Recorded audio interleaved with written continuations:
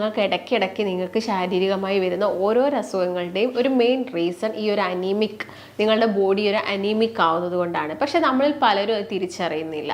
നിങ്ങളിപ്പോൾ ശക്തമായിട്ടുള്ളൊരു തലവേദനയൊക്കെ വന്നു കഴിഞ്ഞാൽ ചിലപ്പോൾ നമ്മൾ പലരും ഒരു പാരസെറ്റമോളോ അല്ലെങ്കിൽ ഒരു ഡോളോ ഒക്കെ എടുത്ത് കഴിക്കും. അയൺ നിങ്ങളുടെ ശരീരത്തിൽ ഇല്ലാത്തത് വളരെ കോമൺ ആയിട്ട് കാണുന്നത് ഈ ഒരു അയൺ ഡെഫിഷ്യൻസി അനീമിയാണ്. അതിപ്പോൾ ഞാൻ നേരത്തെ പറഞ്ഞ പോലെ സഡൻ ആയിട്ടുള്ള ഒരു ആക്സിഡൻറ്റിൻ്റെ ഭാഗമായിട്ട് ബ്ലഡ് ലോസ് ഉണ്ടെങ്കിൽ ഈ ഒരു അയൺ ഡെഫിഷ്യൻസി വരാം. മറ്റൊന്ന് ആഹാര രീതിയിലാണ്. അവർക്ക് മാസമുറയുടെ ഭാഗമായിട്ട് നല്ലൊരു ബ്ലഡ് ലോസ് ഉണ്ടാവും. അപ്പം അതൊക്കെ നികത്തണമെങ്കിൽ നിങ്ങൾ അതിനനുസരിച്ചിട്ടുള്ള ഭക്ഷണങ്ങൾ നിങ്ങളുടെ ഡയറ്റിൽ ഇൻക്ലൂഡ് ചെയ്യുക.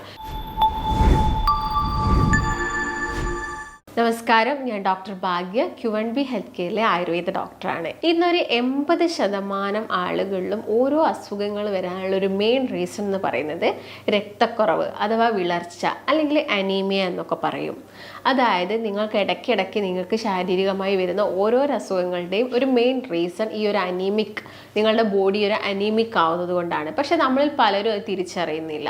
നിങ്ങളിപ്പോൾ ശക്തമായിട്ടുള്ളൊരു തലവേദനയൊക്കെ വന്നു കഴിഞ്ഞാൽ ചിലപ്പോൾ നമ്മൾ പലരും ഒരു പാരസെറ്റമോളോ അല്ലെങ്കിൽ ഒരു ഡോളോ ഒക്കെ എടുത്ത് കഴിക്കും. താൽക്കാലികമായിട്ട് അതൊരു ആശ്വാസം കിട്ടും. പക്ഷെ നിങ്ങൾക്ക് ഈ ഒരു രക്തക്കുറവ് മൂലമാണ് ഈ ഒരു പ്രശ്നങ്ങൾ വന്നതെങ്കിൽ നിങ്ങൾ ആദ്യം പരിഹരിക്കേണ്ടത് നിങ്ങളുടെ ആ ഒരു രക്തക്കുറവ് അല്ലെങ്കിൽ വിളർച്ചയാണ്. അതിനുള്ള ഭക്ഷണങ്ങൾ നിങ്ങൾ കഴിക്കുക. ചിലപ്പോൾ നിങ്ങൾ സപ്ലിമെൻറ്റ്സ് ഒക്കെ കഴിക്കേണ്ടി വരും. അല്ലാതെ തന്നെ നമുക്ക് ഭക്ഷണത്തിലൂടെ തന്നെ നമുക്ക് ഈ രക്തക്കുറവ് പരിഹരിക്കാൻ സാധിക്കും. ചില ആളുകൾ ഈ അയൺ ഫോർട്ടിഫൈഡ് ആയിട്ടുള്ള ഭക്ഷണങ്ങൾ എടുക്കുന്നു, ടാബ്ലറ്റ്സ് കഴിക്കുന്നുണ്ട്, അയൺ ടാബ്ലറ്റ്സ് എടുക്കുന്നുണ്ട്. പക്ഷേ എന്നിട്ടും അവർക്ക് രക്തം വെക്കാത്ത കണ്ടീഷൻ ഉണ്ട്. അത് ചിലപ്പോൾ മറ്റെന്തെങ്കിലും ഒരു അസുഖത്തിൻ്റെ ഭാഗമായിട്ടൊക്കെ ആയിരിക്കാം അങ്ങനെ അനീമിക് ആയിട്ടുള്ള ആളുകളിൽ രക്തം വെക്കാത്തത്. അപ്പം അനീമിയ എന്ന് പറയുന്നത് നമ്മുടെ രക്തത്തിൽ ഒരു അളവിൽ കുറവായിട്ട് HB കാണുന്നത്. HB എന്ന് പറയുന്നത് ഹീമോഗ്ലോബിൻ ആണ്. അതായത് നമ്മുടെ രക്തത്തിൽ മെയിനായിട്ടും 2 കോശങ്ങളാണുള്ളത്. ഒന്ന് WBCയും മറ്റൊന്ന് RBCയും. ഒന്ന് വൈറ്റ് ബ്ലഡ് സെൽസും മറ്റൊന്ന് റെഡ് ബ്ലഡ് സെൽസും ആണ്. ഇതിലുള്ള RBCയിലുള്ള ഒരു ഘടകമാണ് ഈ ഒരു HB എന്ന് പറയുന്നത്. അപ്പം ഇതൊരു നോർമൽ റേഞ്ചിൽ എപ്പോഴും നമ്മുടെ ശരീരത്തിൽ വേണം. പ്രത്യേകം നോക്കുകയാണെങ്കിൽ സ്ത്രീകളിലൊക്കെ ആണെങ്കിൽ ഒരു 12 മുതൽ 14 ആ ഒരു റേഞ്ചിലാണ് ഇതിൻ്റെ ഒരു പെർസെൻറ്റേജ് വേണ്ടത്. അതുപോലെ തന്നെ മെന്നിലാണെങ്കിൽ ഒരു 14 to 16 ആണ്. കുഞ്ഞുങ്ങളിലൊക്കെ ആണെങ്കിൽ ഒരു 16 to 20 ആ ഒരു റേഞ്ചിലാണ് ഈ ഒരു HBയുടെ അളവ് നമ്മുടെ രക്തത്തിൽ വേണ്ടത്. ഇത് കുറയുന്ന സമയത്താണ് നമുക്ക് ഓരോരോ ആരോഗ്യ പ്രശ്നങ്ങൾ ഉണ്ടാക്കുന്നത്. ഈ HB എന്തിനാണ് നമ്മുടെ രക്തത്തിൽ നമ്മുടെ ശരീരത്തിൽ നിന്ന് നമ്മുടെ ഓരോരോ ഓർഗൻസിനും വേണ്ട ഓക്സിജൻ കൊണ്ടുപോകുന്നത്, ന്യൂട്രിയൻസ് കൊണ്ടുപോകുന്നതൊക്കെ ഈ ഒരു HB ആണ്. അപ്പം ഇത് കുറഞ്ഞു കഴിഞ്ഞാൽ പ്രോപ്പറായിട്ടുള്ള ഓക്സിജൻ ഒന്നും നമ്മുടെ ഓർഗൻസിൽ എത്തുന്നില്ല, എല്ലാ ഓർഗൻസും ഡാമേജ് ആവുന്നു, ഇങ്ങനെയുള്ള പ്രശ്നങ്ങൾ ഉണ്ടാക്കുന്നുണ്ട്. ഞാൻ നേരത്തെ പറഞ്ഞ പോലെ തന്നെ ഒരുപാട് കാരണങ്ങളുണ്ട്. അതിലൊരു മെയിൻ റീസൺ എന്ന് പറയുന്നത് നമ്മുടെ ആഹാരത്തിൽ വരുന്ന മാറ്റങ്ങൾ കൊണ്ട് തന്നെയാണ് ഈ ഒരു HB പ്രശ്നം ആളുകൾ കണ്ടുവരുന്നത്.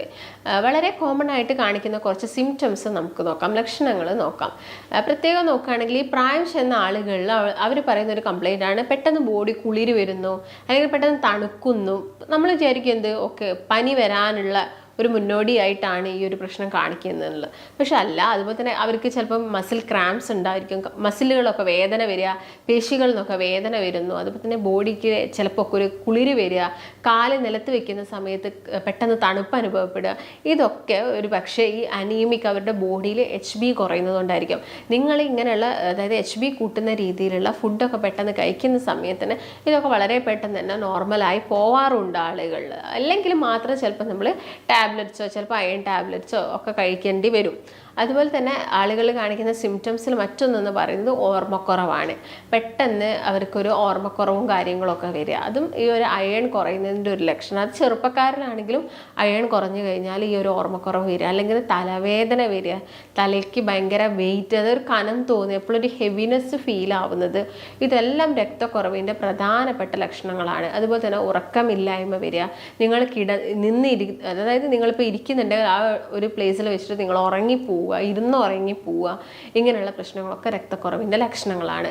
അതുപോലെ തന്നെ കാണിക്കുന്ന കുറച്ച് സ്കിന്നുമായിട്ട് റിലേറ്റഡ്, സ്കിന്ന് പെട്ടെന്ന് ചുളിഞ്ഞു പോവുക, അതുപോലെ തന്നെ ഹെയർ പെട്ടെന്ന് പൊട്ടിപ്പോവുക, സ്കിന്നിൽ ഡ്രൈനെസ് കൂടെ വരുന്നത്, ഇത് രക്തക്കുറവിൻ്റെ പ്രധാനപ്പെട്ട ലക്ഷണങ്ങളാണ്. മസിൽസിനെ നോക്കുകയാണെങ്കിൽ മസിൽ ക്രാമ്പ് വരിക, പെട്ടെന്ന് കോച്ചി പിടിക്കുക, മസിൽ പെയിൻ വരിക, കാലുകളിലൊക്കെ കുറച്ച് ദൂരം നടക്കുമ്പോഴേക്കും വേദന വരുന്നതൊക്കെ വിറ്റാമിൻ D ഡെഫിഷ്യൻസി മൂലം വരാം. അതുപോലെ തന്നെ അയണിൻ്റെ ഡെഫിഷ്യൻസി ഉണ്ടെങ്കിലും ഇങ്ങനെയുള്ള പ്രശ്നങ്ങൾ കാണിക്കാം.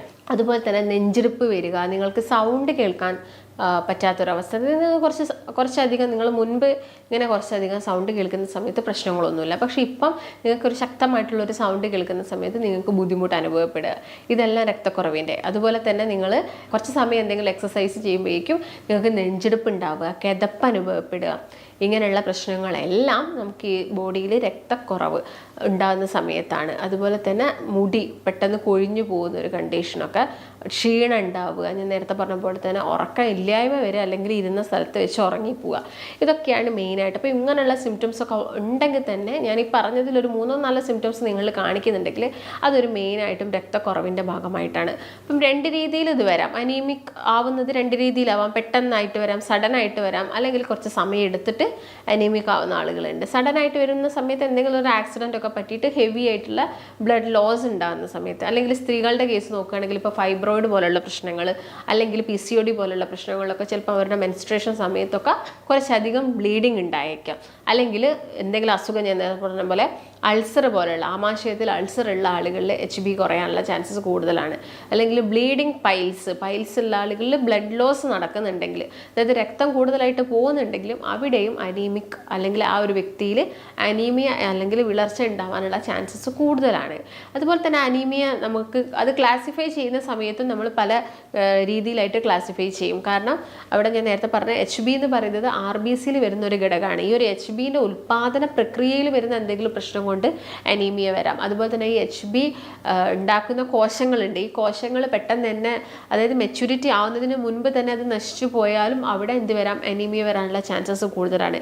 അതുപോലെ തന്നെ ഈ ഒരു RBCൻ്റെ മെച്യൂരിറ്റിക്ക് ആവശ്യമായിട്ടുള്ള ഒരു വൈറ്റമിനാണ് വിറ്റാമിൻ B12. ഇപ്പോൾ വിറ്റാമിൻ B12 ബോഡിയിൽ പ്രോപ്പറായിട്ട് ഇല്ലെങ്കിലും നിങ്ങൾക്ക് അനീമിയ വരാം. RBC പ്രോപ്പറായിട്ട് ഉണ്ടാവില്ല. അപ്പോൾ അതിൻ്റെ ഭാഗമായിട്ട് നമുക്ക് അനീമിയ വരാനുള്ള ചാൻസസ് ഉണ്ട്. അതുപോലെ തന്നെ മറ്റൊന്നാണ് അയൺ ഡെഫിഷ്യൻസി അനീമിയ. അതായത് അയൺ നിങ്ങളുടെ ശരീരത്തിൽ ഇല്ലാത്തത്. വളരെ കോമൺ ആയിട്ട് കാണുന്നത് ഈ ഒരു അയൺ ഡെഫിഷ്യൻസി അനീമിയാണ്. അതിപ്പോൾ ഞാൻ നേരത്തെ പറഞ്ഞ പോലെ സഡൻ ആയിട്ടുള്ള ഒരു ആക്സിഡൻറ്റിൻ്റെ ഭാഗമായിട്ട് ബ്ലഡ് ലോസ് ഉണ്ടെങ്കിൽ ഈ ഒരു അയൺ ഡെഫിഷ്യൻസി വരാം. മറ്റൊന്ന് ആഹാര രീതിയിലാണ്. അതായത് ഇന്നത്തെ കാലത്ത് നിങ്ങളിപ്പം രക്തം വെക്കുന്ന ഭക്ഷണങ്ങളായിട്ട് സെലക്റ്റീവായിട്ട് കഴിക്കുന്ന ശീലമൊന്നുമില്ല. ഇൻ കേസ് അങ്ങനെ HB കുറഞ്ഞാൽ നമ്മൾ പോയിട്ട് രക്തം പെട്ടെന്ന് കൂടാൻ വേണ്ടിയിട്ടുള്ള ഭക്ഷണങ്ങളും കാര്യങ്ങളൊക്കെ കഴിക്കുക. അതിന് പകരം നിങ്ങൾ എന്ത് ചെയ്യുക, എല്ലാ ദിവസവും നമ്മളെ ആ ഒരു ഡയറ്റിൽ വിറ്റാമിൻ D കിട്ടുന്ന രീതിയിൽ, അല്ലെങ്കിൽ കാൽഷ്യം വരുന്ന രീതിയിൽ, അല്ലെങ്കിൽ വൈറ്റമിൻ C അല്ലെങ്കിൽ അയൺ ഒക്കെ റിച്ച് ആയിട്ടുള്ള ഭക്ഷണങ്ങൾ നിങ്ങൾ കഴിക്കാൻ പാകത്തിലായിരിക്കണം നിങ്ങളുടെ ഡയറ്റ് എപ്പോഴും ഉണ്ടായിരിക്കേണ്ടത്. ആ ഒരു രീതിയിൽ കഴിക്കുകയാണെങ്കിൽ നമുക്ക് മറ്റ് രോഗങ്ങൾ വരുന്നത് നമുക്ക് കുറച്ചെടുക്കാൻ വേണ്ടിയിട്ട് സാധിക്കും. അതുപോലെ എന്തെങ്കിലും ഇൻഫെക്ഷനൊക്കെ ഇടയ്ക്കിടയ്ക്ക് വരുന്നത്, അല്ലെങ്കിൽ നീർക്കെട്ട് ശരീരത്തിൽ വരുന്നതൊക്കെ നമുക്ക് കുറച്ചെടുക്കാൻ വേണ്ടിയിട്ട് സാധിക്കും. അപ്പോൾ മെയിനായിട്ട് നിങ്ങൾ അയൺ പെട്ടെന്ന് നമ്മുടെ ശരീരത്തിൽ രക്തം വെക്കേണ്ട രീതിയിലുള്ള ഭക്ഷണങ്ങൾ നമുക്ക് ഏതൊക്കെയാണെന്ന് നോക്കാം. അതിൽ മെയിനായിട്ട് പറയുന്നത് കൂടുതലായിട്ടും ഇലക്കറികൾ കഴിക്കുക. ചീര, മുരിങ്ങയിലയൊക്കെ നന്നായിട്ട് കഴിക്കാൻ വേണ്ടിയിട്ട് നോക്കുക. അതുപോലെ തന്നെ ഈ മുരിങ്ങ, ചീരയിലൊക്കെ അല്ലെങ്കിൽ നമ്മുടെ ശരീരത്തിൽ അയണിൻ്റെ അബ്സോർപ്ഷൻസ് പെട്ടെന്ന് നടക്കണമെങ്കിൽ വിറ്റാമിൻ Cൻ്റെ ആവശ്യകതയുണ്ട്. അതുകൊണ്ടാണ് പണ്ടുള്ള ഘട്ടങ്ങളിലൊക്കെ ഈ മുരിങ്ങ ഇലക്കറികൾ വെക്കുന്ന സമയത്ത് ചിലപ്പം പുളിയൊക്കെ പിഴിഞ്ഞൊഴിക്കും, അല്ലെങ്കിൽ തക്കാളിയൊക്കെ ഇട്ടിട്ട് ഈ ഇലക്കറികളൊക്കെ അവർ വെക്കുകയായിരുന്നു. അതുപോലെ തന്നെ മുൻപൊക്കെ ആയിരുന്നെങ്കിൽ കൂടുതലായിട്ട് നമ്മൾ ഇരുമ്പ് ചട്ടി അല്ലെങ്കിൽ കത്തിയൊക്കെ ആയിരുന്നെങ്കിൽ ഇരുമ്പ് കത്തികളൊക്കെ കൂടുതലായിട്ട് യൂസ് ചെയ്യുമായിരുന്നു. എന്നാൽ ഇന്ന് നമ്മൾ ഇരുമ്പ് ചട്ടിയിലുള്ള പാകം ചെയ്യുന്നതൊക്കെ ഒരുപാട് കുറഞ്ഞു. നമ്മൾ കൂടുതലും സ്റ്റീല് ഇങ്ങനെയുള്ള ആയിട്ടുള്ള മെറ്റൽസൊക്കെയാണ് കൂടുതലായിട്ടും കുക്ക് ചെയ്യാനൊക്കെ വേണ്ടി യൂസ് ചെയ്യുന്നത്. അതിൻ്റെ ഭാഗമായിട്ടൊക്കെ ഒരുപാട് ഡെഫിഷ്യൻസി വരുന്നുണ്ട്. പിന്നെ കൂടുതലായിട്ടും ഭക്ഷണത്തിൻ്റെ കേസ് നോക്കുകയാണെങ്കിൽ ഇപ്പം എല്ലാവർക്കും അറിയുന്നൊരു കാര്യമാണ് ഈ അയൺ കൂടുതലായിട്ടുള്ളത് കുറച്ച് റെഡായിട്ടുള്ള ഫ്രൂട്ട്സും വെജിറ്റബിൾസിലും ഒക്കെ അയൺ കൂടുതലാണ്.